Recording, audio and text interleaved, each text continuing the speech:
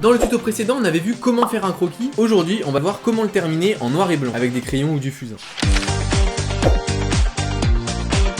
Liste du matériel. Dans un premier temps, il va te falloir des crayons à papier avec différentes tonalités, ça c'est hyper important. Les tonalités, c'est ce que tu vois marqué en bas avec du H, du 9B, du 8B, etc., etc. Je reviens dessus juste après. Tu peux aussi utiliser du fusain. D'ailleurs, si vous utilisez du fusain, je vous conseille de prendre des petites accroches comme ça. Vous allez vite voir que ça en met partout. Donc c'est bien quand t'as quelque chose pour attacher ta feuille. Vous pouvez aussi prendre une sorte de petite tablette qui a directement l'accroche intégrée. Bon, j'en ai pas, mais t'as compris l'idée quoi. Des estompeurs pour estomper. Et pour finir, il faudra un crayon noir et un crayon blanc. Maintenant que t'as ton matériel, il va falloir qu'on comprenne un peu où est-ce qu'on va placer les ombres. Pour ça, je te conseille de t'entraîner sur les volumes. Mais pour cet épisode, je vais vous donner 2-3 tips. Alors pour ce qui est de la lumière, déjà je vous conseille de mettre un point pour votre source lumineuse. Prendre un exemple assez simple qui finalement va s'appliquer partout. On va faire l'exemple de la sphère. Par exemple, cette sphère, pas très bien. Si la lumière arrive d'ici, fais un petit point, un petit soleil. Tu peux même te mettre une petite flèche pour t'indiquer d'où vient la lumière. Et c'est là que ça va devenir intéressant. Comme la lumière vient d'en haut à gauche, par effet de conséquence, tu vas mettre l'ombre en bas à droite. Avec la sphère, c'est très bien pour se rendre compte du volume.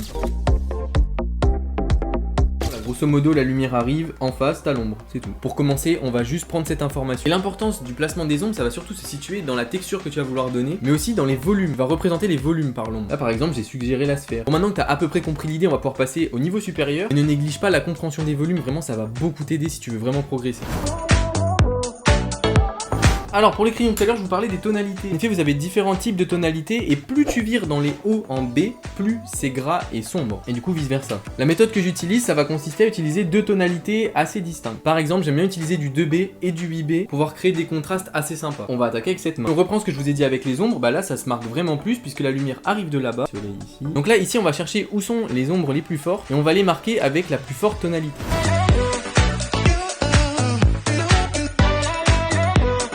J'ai terminé de mettre les ombres fortes avec du coup la tonalité la plus forte, pour moi le 8B. Maintenant qu'on a fait ça, on peut passer à la tonalité légèrement en dessous pour attaquer les ombres un peu plus moyennes. Oui, pensez bien à contrôler la pression de votre crayon aussi, c'est important, ça influe beaucoup la tonalité finale.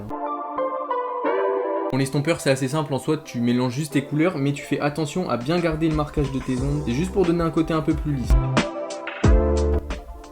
Bon après question de goût, j'aime bien rajouter quelques petites hachures pour ajouter du détail.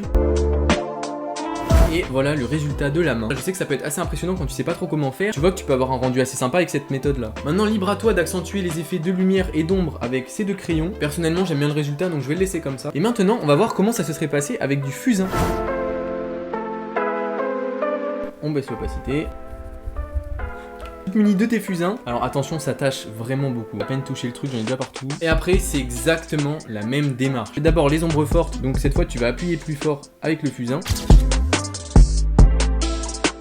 Pas beaucoup d'estompeurs donc je vais prendre des cotons-tiges, mais le fusain ça se déplace vraiment beaucoup sur le papier. Au final vous avez juste à faire les ombres très fortes et après ça va couler de source. Quand vous estompez, faites attention à vraiment pas trop le faire, ça enlève vite la profondeur du fusain si vous abusez un peu trop. Pour garder assez de noirceur, abusez pas trop sur l'estompage.